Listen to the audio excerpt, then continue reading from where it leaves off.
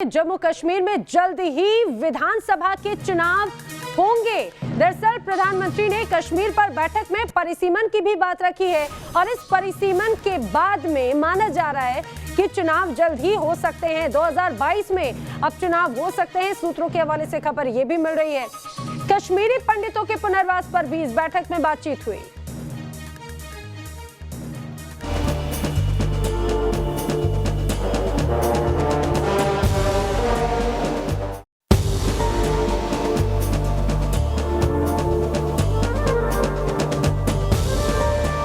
कश्मीर की वादियों में बदलते मौसम के साथ सियासी बयार भी बहने लगी है। डल झील की बर्फ पिघल चुकी है और अब सर्वदलीय बैठक के बाद राजनीतिक बर्फ पिघलने का सिलसिला भी शुरू हो चुका है।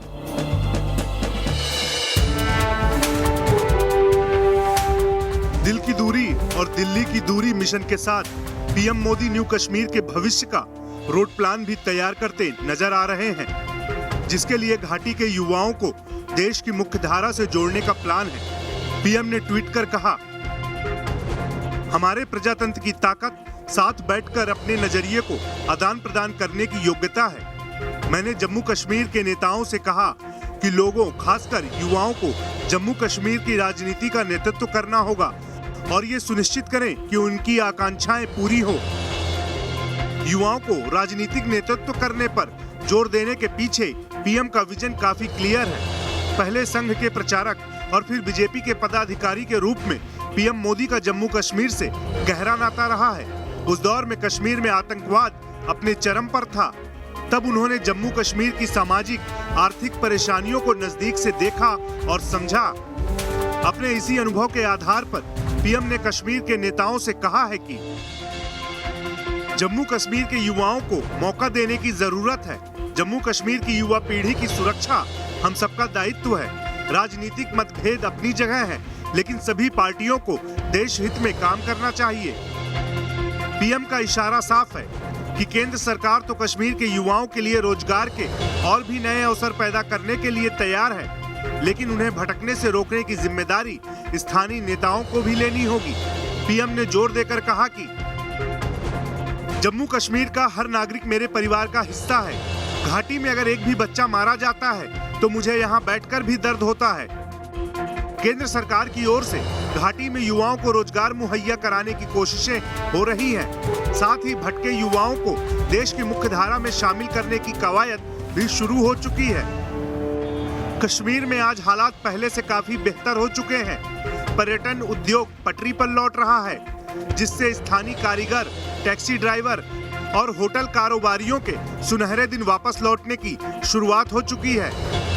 केंद्र सरकार ने कश्मीर की कला को दोबारा जिंदा करने की कोशिश शुरू कर दी है। खासतौर से कश्मीर के हस्तकरघा और हस्तशिल्प पे खास ध्यान दिया जा रहा है।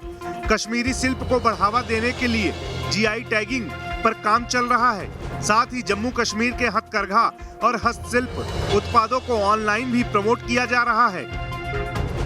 किसी भी देश की तरक्की का सबसे बड़ा हथियार है उसकी शिक्षा। इस पर मोदी सरकार जोर दे रही है।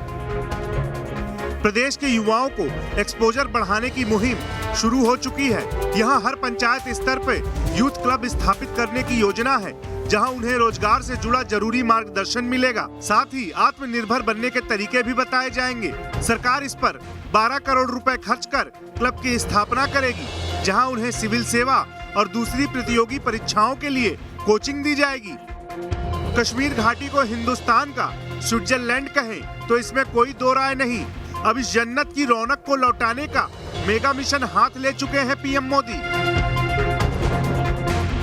नई बिजली परियोजनाओं पे काम शुरू हो चुका है। इसके लिए हर साल 3 करोड़ से ज्यादा का बजट रखा गया है, जो बिजली के ट्रांसमिशन, डिस्ट्रीब्यूशन नेटवर्क और प्रोडक्शन पे खर्च होगा। कश्मीर घाटी की सबसे बड़ी चिंता आतंकवाद है, जिस पर केंद्र सरकार ने कड़ा कदम उठाया है।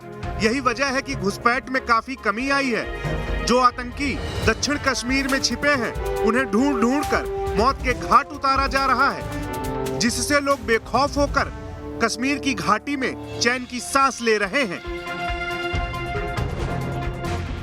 Team news nation.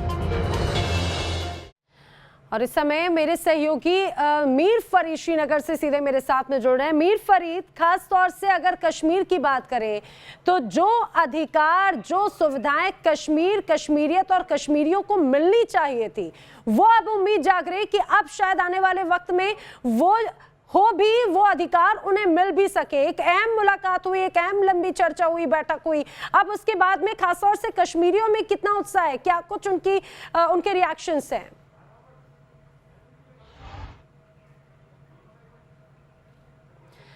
Mir Farid से हमारा संपर्क टूट गया, उनसे हम फिर संपर्क करने की कोशिश करेंगे। लेकिन जिस तरह से अभी तक अगर बात करें जम्मू कश्मीर की, ये कहा जाए कि अब वो परिस्थितियां बदल जाएंगी। उम्मीद जताई जा रही है जल्द ही चुनाव अगर होंगे, खासतौर से परिसीमन की भी बात कही गई है। मेरे सहयोगी इस समय मीर फरीद मेरे साथ में है। मीर फरीद, एक लंबी और महत्वपूर्ण बैठक हुई, आप मुझे सुन पा रहे हैं? अगर इस बैठक के बारे में कश्मीरियों की बात करें तो अब उनमें क्या उत्सुकता है, उनमें क्या रिएक्शंस हैं? क्योंकि जो अभी तक जो अधिकार उन्हें नहीं मिल पाए, उम्मीद जताई जा रही है कि आने वाले वक्त में शायद वो कश्मीर और कश्मीरियत को मिल सके।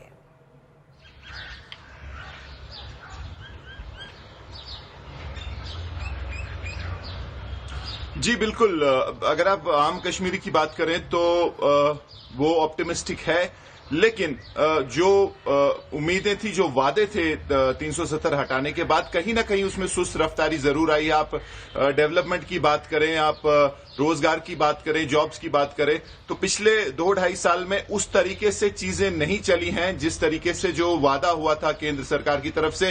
हालांकि अब जो है एक और बार उसको बल मिला है इस मीटिंग के बाद कि भाई वो जो वादे हैं अब जो है तेजी से पूरे होंगे। लेकिन जो आम कश्मीरी है वो वही चाहता है, जो कोई भी एक आम इंसान, आप भारत का कोई भी हिस्सा ले ले, वहां एक आम इंसान की जो जरूरतें हैं, जो चाहते हैं, वो एक आम कश्मीरी की भी हैं। अगर आप रोजगार की बात करें, इज्जत से जिंदगी की बात करें, या फिर आप बच्चों की जो पढ़ाई की बात करें, वही एक आम इंसान यहां भी चाहता है। लेकिन उसमें काफी रखने आए हैं पिछले 2-2.5 साल में, जब से 370 हटा। पहले तो लॉकडाउन हुआ, उसके बाद कोविड की वजह से लॉकडाउन। तो पिछले 2-3 साल से जो है अगर आप जिंदगी की गाड़ी की बात करें, वो पटरी से हटी हुई है।